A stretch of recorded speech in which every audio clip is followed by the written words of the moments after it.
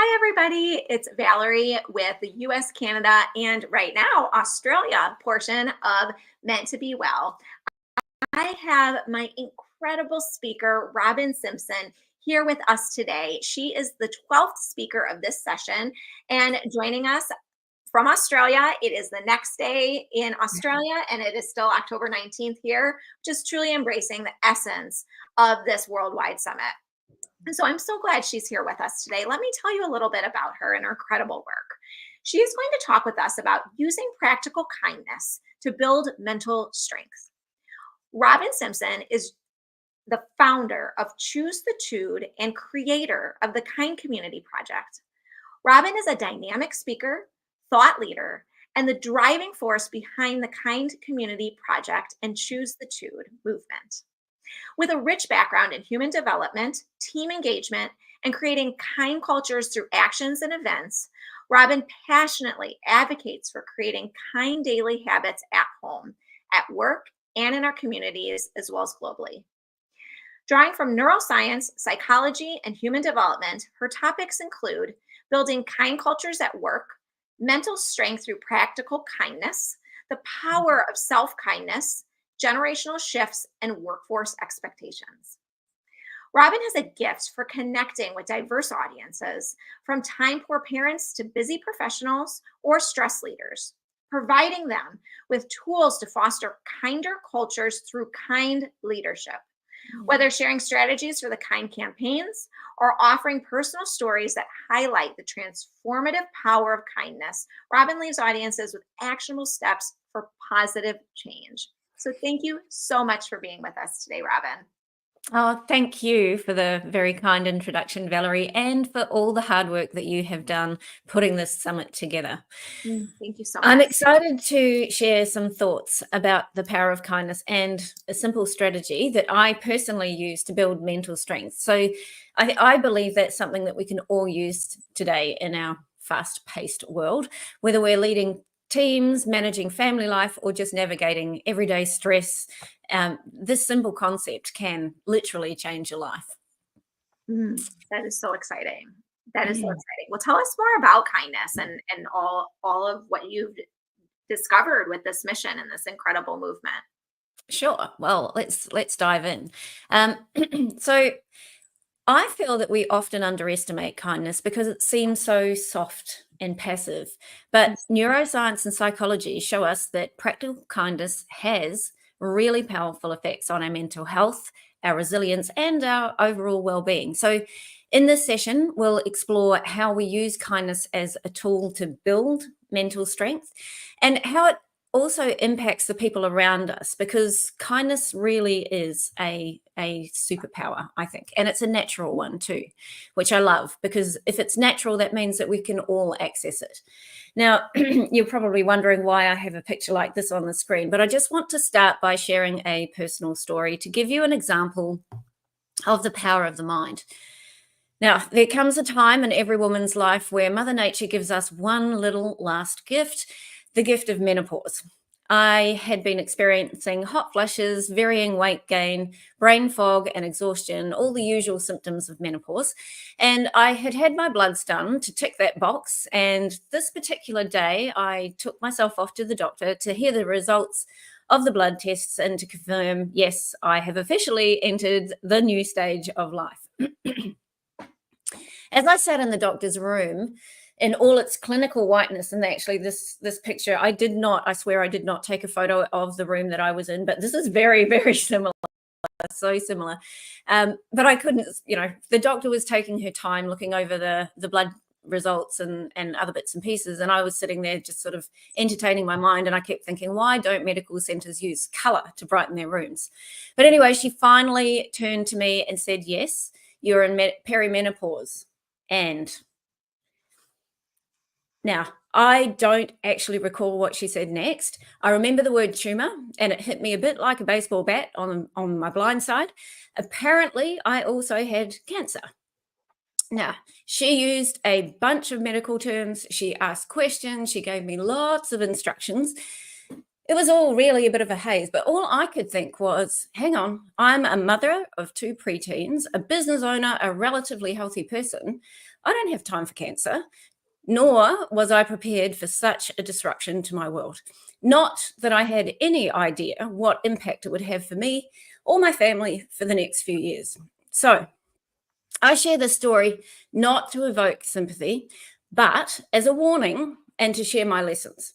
Prolonged stress and neglecting self-kindness, which I know a lot of us do, that caught up with me. And I had to face mortality head on, and as did my young family. But through that experience, I am lucky enough to say that we learned some incredible life-changing lessons. So just want to share some with you. What we do today absolutely matters tomorrow. This is so powerful that we've made it one of our KindCommunity project philosophies. The choices we make have an impact, not just on ourselves, but on those around us. And not just today, it can go on for a very long time. So our choices create our habits impact our success or not. And taking that to a meta level, our choices impact others. We are the role models for the emerging generations. They look up to us and are always watching. So what we do really does matter tomorrow. Another thing that I learned was that being kind to myself wasn't being selfish. It was being of service. This one took me a very, very long time to learn. And I know there are a lot of people out there that feel the same way. It can feel selfish to be kind to yourself, but in actual fact, if we flip that over, if we're not kind to ourselves, then we're not able to be of service to others. And this one really hit me. So a lack of self-kindness led me to a lot of poor choices, working ridiculous hours, putting up with a toxic behavior or an environment at work, not getting enough sleep in order to meet deadlines, stressing about doing a great job for an employer who probably doesn't even remember who I am. So all of those, that was a lack of kindness to self, and it got me into that mess. So this lesson really hit home when I was too sick to care for my family or take the kids to school. Instead, they were looking after me. Something I wish I knew earlier in life is kindness to self enables you to serve others. So that's a big one. And the next one, life happens to all of us, right? We're humans, life happens. In fact, years ago, I actually wrote a book titled Life Happens, What Are You Going to Do About It? Now, when life happens, you have to make a choice. And sometimes those choices are hard. So mental strength, to me, is a superpower, just like kindness. It helps you handle life's hurdles, no matter how high or how hard they appear. When you train yourself to be mentally strong, you're more capable of bouncing back from whatever life throws at you. Now, this health hurdle reinforced to me how critical it is to practice practical kindness, not just for myself, but for those around me, and to prepare us for when life throws us those lemons. Now, we're talking about practical kindness, so I want to ground this by sharing some of the science behind it, starting with some simple neuroscience. Our brains are wired for survival. So when we encounter stress, our amygdala, the fight or flight center, activates. This is helpful in emergencies, but chronic stress keeps our brains in a heightened state of alert. Over time, this constant activation wears us down, both mentally and physically. Over a prolonged period of time, like I had done to myself, science has proved that this can create disease and illness in our bodies, which, as I mentioned, I learnt firsthand, and I don't wish that on anyone. So I feel like we need a way to bring ourselves back to balance, and that's where kindness comes in. When we engage in acts of kindness, our brain releases oxytocin, often called the cuddle hormone, which I kind of like. Oxytocin reduces stress and lowers blood pressure, which helps restore a sense of calm. Additionally, acts of kindness release dopamine, which is a feel-good chemical, giving us that natural helper's high. So if you're looking for a good, healthy high, find ways to increase those two drugs, oxytocin and dopamine. They aren't actually drugs, but they do have a similar effect, but in a good, natural, healthy way. And here's the one neuroscience fact that I built the KindCommunity project on. Our brains can hold one thought at a time. If that thought is kind, there is no room for nasty, negativity, anxiety, or stress. Now, I'm not saying that you'll never feel stress or anxiety or be in a bad mood. We're human, that will happen. And some level of those things are part of being a healthy, normal human being. What I am saying is when things go pear-shaped, you will recover quicker if you have good mental strength. So when your mind is being nasty, all you need to do is flip that onto something kind of like flipping a switch, if you like. But by doing this, we interrupt the negative circuits in our brain and we're rewiring those positive ones. So it's kind of like if you flick a switch and you think, okay, when things are going badly or I've got negative thoughts, how do I flick that switch onto kindness? And that interrupts the stress response and activates the prefrontal cortex, the part of the brain that's responsible for decision-making and emotional regulation. Now, some simple psychology. Psychology teaches us about the power of positive psychology, which focuses on what makes life meaningful. So practical kindness is a cornerstone of this because it builds emotional resilience, the ability to bounce back from those things that life throws at us. Take, for example, the study from the University of British Columbia. Researchers found that people who performed acts of kindness over a 6-week period reported feeling significantly happier and more satisfied with life. This is because kindness fosters that sense of purpose and connection, which builds our mental strength. Kindness also improves self-efficacy, which is the belief that we can handle whatever life throws our way. When we practice kindness, we shift our focus away from the problems and towards positive solutions and actions. And this mental shift helps us break that cycle of negative self-talk, which creates stress. Practicing kindness is simple. It's really just being a good human. It's not rocket science. It is natural. Kindness helps us take control of our emotional responses and equips us with the tools to deal with life's inevitable ups and downs. So I would really, really like to share how we can apply this in our everyday life.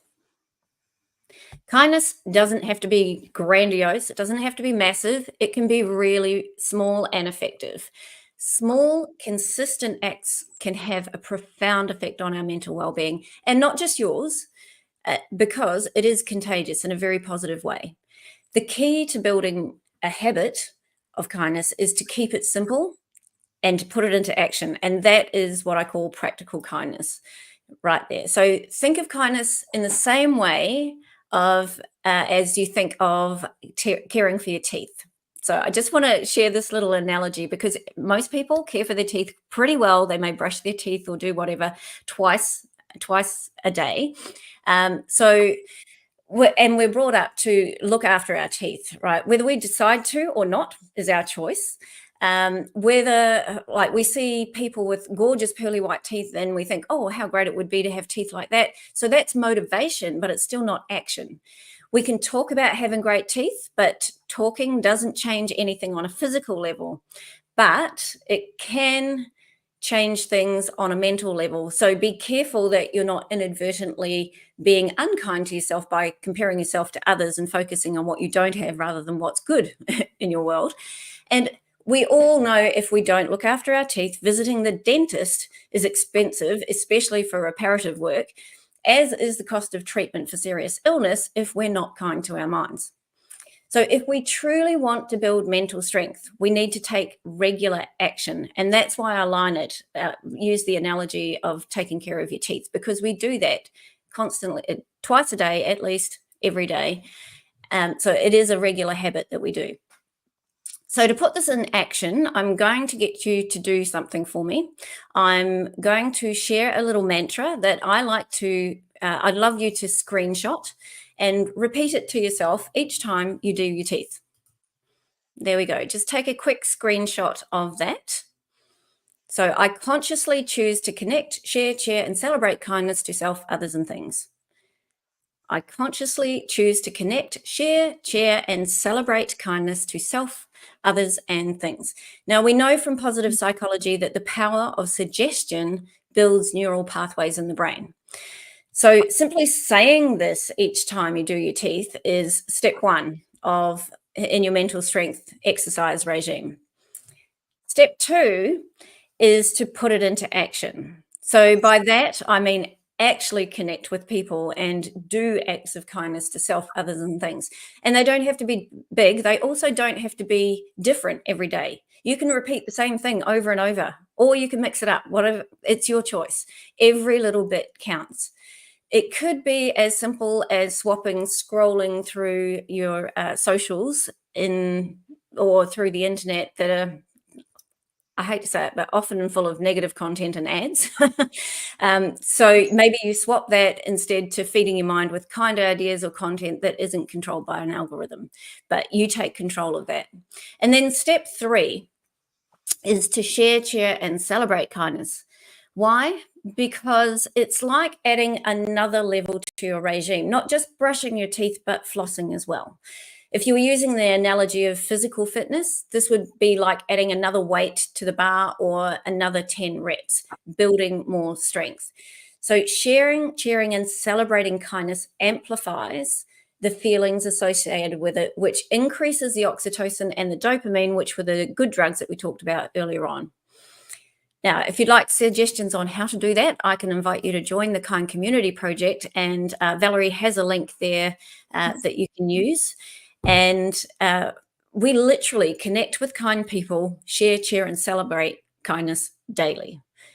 So in summary, building mental strength it's not about being tough.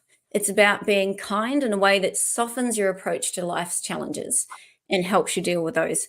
Kindness is like a mental workout. The more you do it, the stronger you get. Kindness isn't just a nice thing to do, it's a vital practice for building mental strength. It's backed by neuroscience and psychology, and it's accessible to all of us. By choosing kindness towards ourselves, others, and things, we create waves of positivity that strengthen not only our minds, but also the world around us.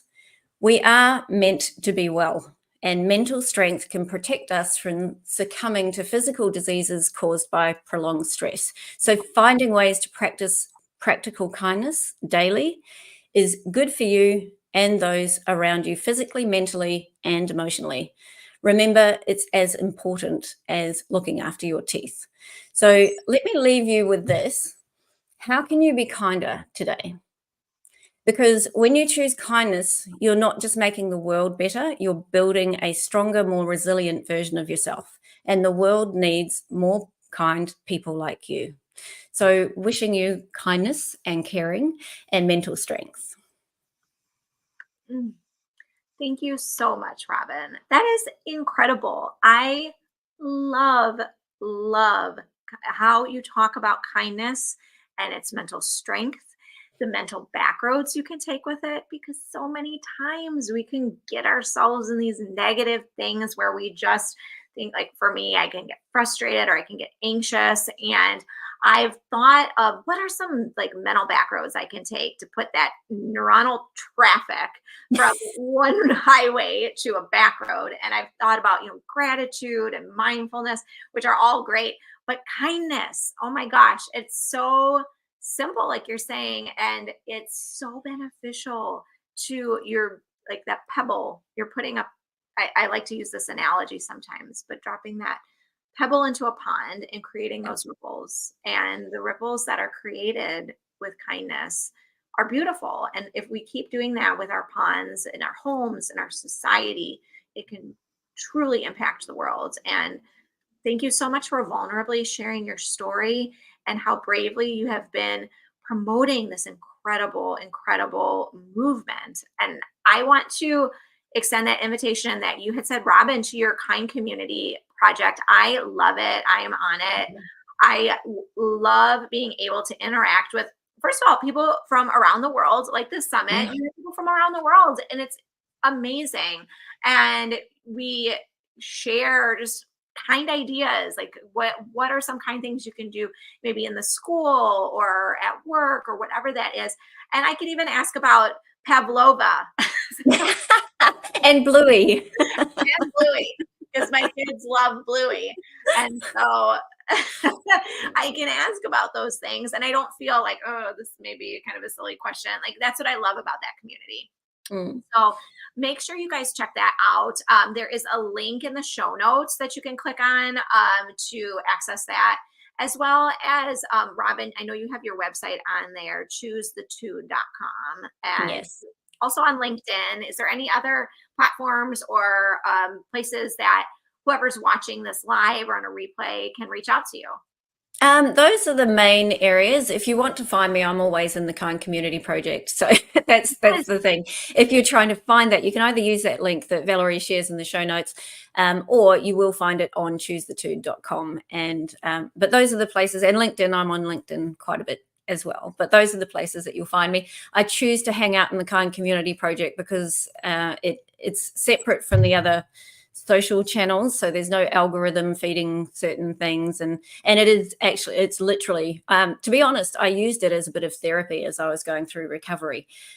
So it is all about feeding the mind and building that mental strength, and also building a bit of a community of people around you that you can ask questions about anything, and you can ask for support and that kind of thing as well. So it is a very kind community, and we welcome any other people who would love to build their mental strength and feed their mind with kind information and inspiration, and share and celebrate acts of kindness, because that's what it's there for. I created it so that it could amplify kindness, because I see, if we look at the media, the broad media, 90% of it is negative, unfortunately, and positive stories don't get the headway. And I understand why. I don't agree with it, but I do understand why. However, I do find that there are times when the media do change what they're doing, and that's when there's a crisis. And then they'll start to focus on the kind stories that come out. But I feel like we should be changing that balance of, the broad media, because that's a lot of the messages, and even the social media, a lot of the messages are negatively charged. If we change that balance to positive, then we would solve a lot of the world's challenges at the moment, especially the ones linked to mental health. Absolutely. I 100% agree with that. It is so powerful. It truly is a superpower. Kindness is a superpower, and it is just, I think it's also a choice. We get to choose if we're going to be kind to ourselves, to others, to things. And it's just really consciously making that choice until it becomes a part of the way that you are, who you're being. So, which is what this is all about. Just consistent acts of kindness. Choose kindness consistently, daily, at least twice a day, like brushing your teeth. I love that analogy, because it truly is just like brushing your teeth. And I love how you gave us the opportunity to do that screenshot with that mantra. That's awesome. I want to start doing that today, because I love that preventative health part of it, with preventative health for kindness. It's awesome. Yeah, exactly. And it is about preventing. I'm just going to go back to that slide, because it's look, I'm all about true prevention rather than treatment. I believe treatment is important because we're already in a society that requires treatment. But I've done a lot of research into the root causes of bullying and loneliness, which are two of our biggest social diseases on the planet. It's across the globe. And it boils down to something very, very simple, and it's kindness to self, kindness to others, and kindness to things. And respect is a part of kindness. So, and values are also tied up in kindness. So it might seem very, very simple. It's not necessarily easy to implement. However, we can each do our own part by consciously choosing to connect, share, and celebrate kindness to self, others, and things on a regular basis. Twice a day, at least. Twice a day, at least. Yeah. Yeah. love that, Robyn. Well, thank you so, so much. And thank you to everyone who's making comments in there. Thank you, Michelle. Thank you, everyone who is tuning in either live today or on this replay. Truly appreciate you. And I think that is a great way to sum it up, Robyn, of thinking about, you had said, how can you be kinder today? I think maybe like leaving that with, what can you do when you're listening to this? How can you be kinder today? Yeah. And remember to brush those teeth, or brush that kindness twice a day. Do your daily kindness deed. There you go. There you go. Well, that's great. That's great. Well, thank you again, Robyn. Is there anything Thank you for having me. before we go? Look, I think, it's just about, consciously thinking about kindness and choosing kindness. And if we all do that, it doesn't matter how big or small, it does make a difference. So, and I guess we're the role models for that emerging generation. And if we bring them up to be kind, then they're going to bring up the next generation to be kind. And over time, it does make a difference. One little act of kindness can make a massive difference. Oh, I love it. I love it. And I have one request for you, Robyn. So for all of the kids in America, or the parents in America, can you just give us one little bluey fact from Australia, or maybe say something in an Australian accent for our kids right now? Because my son loved it when you said "good day, mate." He was. Oh, g'day, mate. Well, I've got to say, I am a Kiwi, but I've been here for 20 years, so I'm kind of I have a mixed accent. But I'd say, hey, g'day, mate, all from Brisbane, the beautiful Brisbane city, which is the capital of Queensland, Australia. Oh, that was a terrible Australian accent. I love it, Robyn. Well, thank you. And Bluey wants you to brush your teeth and be kind daily. There you go. And I'm pretty sure Bluey does agree with that. Yeah. I love it. That's amazing. Well, thank you again, Robyn. And thank you to everyone who is watching. And I hope you have a wonderful day, and everyone out there has a wonderful evening or day. Thank you. Thanks, Valerie. Thank you. Bye. Bye.